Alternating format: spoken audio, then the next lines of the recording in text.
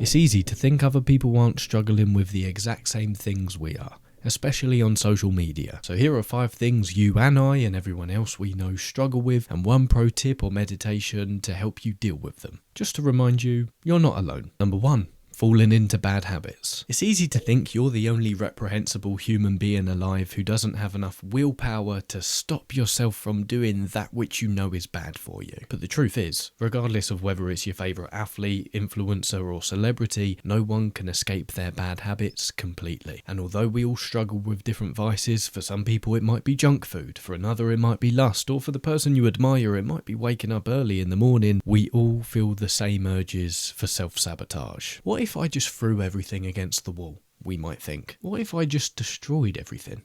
We might ponder. And it turns out this drive for destruction isn't a flaw, it's a feature. Because the issue we face with falling into bad habits is we're not always completely unaware of it when it happens. Sometimes we will it to happen. And that's just us. So the pro tip here for battling bad habits is never miss twice. It's inevitable you will miss the mark. As mentioned, sometimes you might want it to happen. And that's fine. Just make sure 1 day doesn't become 2 and 2 days doesn't become a week. 2. Resisting temptation. As the French novelist Alexandre Dumas said, every man has a passion gnawing away at the bottom of his heart, just as every fruit has its worm. Each day a war is waged within us between the choice of purity and that of degeneracy. Every day we're tempted to bite again at the forbidden fruit and release ourselves from the tension of desire. Whether it's a millionaire in his yacht, the fitness influencer with her seemingly perfect life, or the Zen monk meditating in the hills of Japan, the sirens of desire call to us all. But desire is what kept our ancestors alive. Because after all, why would evolution prime us to prioritise liking things over wanting them when the latter is what contributes to our pursuit of a better life? After all, the caveman who was perpetually satisfied with his lot in life wouldn't have been motivated to improve his life beyond his gratitude. So it's that desire that propels us to imagine life with another woman,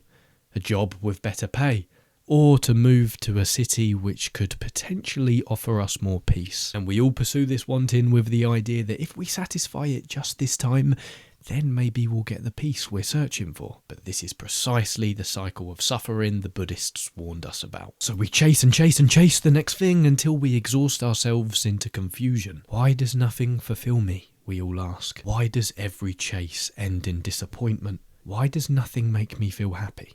It's because more does nothing for he who feels less than. 3. Liking ourselves. Occupied with our tasks and duties, there's not a person in the world who doesn't sometimes forget their own existence. Sometimes it isn't until we meet this funny shaped bag of electrical wiring and impulses in the mirror that we realise, oh, I'm here. But oftentimes we take this self-awareness 1 step further. As we come face to face with the person we are in the mirror, we come across all of the things we don't like about ourselves. All the scars, memories, quirks, tendencies and physical defects we hate and choose to ignore on a daily basis. Sometimes we don't take care of ourselves because we think, why bother? Mostly we carry ourselves around in a state of spite, for we try to improve the quality of our lives, but we do so with an inner disdain for the very person we're doing it for. Most people you know are brilliant at loving other people, but they're terrible at loving themselves. And usually we dislike ourselves based on 1 supposition. What difference does it make if I get my ass out of bed today? Well, if a butterfly flapping its wings in Brazil can cause a tornado in Oklahoma, what makes you think your actions won't ripple throughout eternity?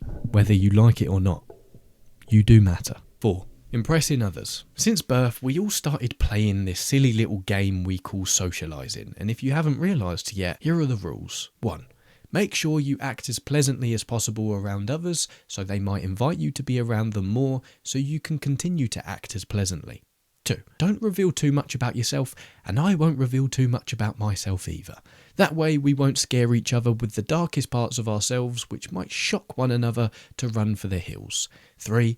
Don't do anything too outside the boundaries when you're in a public setting, such as scream, get naked, or walk on your hands and knees like a gorilla, because you don't want people to think less of you. And although the game of socialising can oftentimes be very fun and rewarding, when played on the losing side, it can be excruciatingly painful. And everyone struggles to play this game, even the people who appear to play it very well. Because the apparent masters of this game still question themselves and feel like an imposter. What if they don't like me? What if they think this of me? What if they finally discover me to be a fraud? Then I'll be completely alone. Famous people most of all. Because a lot of influencers have got where they are by means of a persona. That is, their charisma has tricked you into seeing past their incompetence and has instead crafted a vision of them in your mind which depicts them out to be perfect. In our minds, these people never put a foot wrong, so usually what we see in most people is a deep yearning to be liked, accepted, and seen as worthy. Worthy of what? Worthy of love, attention,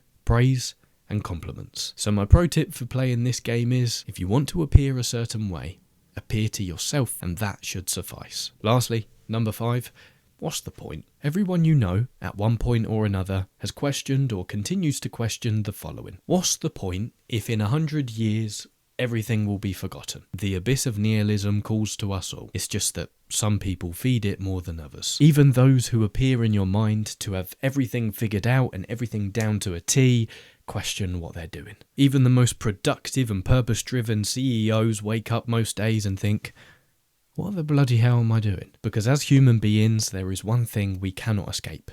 Uncertainty. Take a look the next time you're in public. Look at everyone walking around on their phones, idly chatting, rushing from one meeting to a next, completely oblivious of everything going on around them, and if you look closely, you will see no one has a bloody clue what they're doing. We're all making it up as we go along. No wonder we frequently question the meaning of everything. But back to the question. What is the point if, after all, we're just born to die? In this case, why not just give in to each temptation we feel and live the life of Carpe Diem? Drink today, for tomorrow we die. It's because such arguments for a hedonic lifestyle are just the words of a man shouting in the dark to give himself courage. It's only by facing the darkness which calls us into nihilism that we can understand what it's actually saying. Nothing will last. But is that true? Is that why we have such sayings as, wise men plant trees for a shade they know they will never sit in? Religion promises us that when all of this is done, there's somewhere else for us to go. But before we busy our minds with our next destination, we can rest in the awareness that, just like a rugby player is responsible for leaving his club shirt in a better position than when he found it when he leaves the club and plays each game to represent the badge on the front to the best of his ability, so too we can rest each evening as we close our eyes if we can answer the following question in the affirmative. Did I represent myself well enough today so that I can arrive into tomorrow with strength? And when we can rest into the acceptance that, after all, everything does come to an end, we can accept impermanence and finitude as long-lost friends who bring with them the awareness that we can't do everything.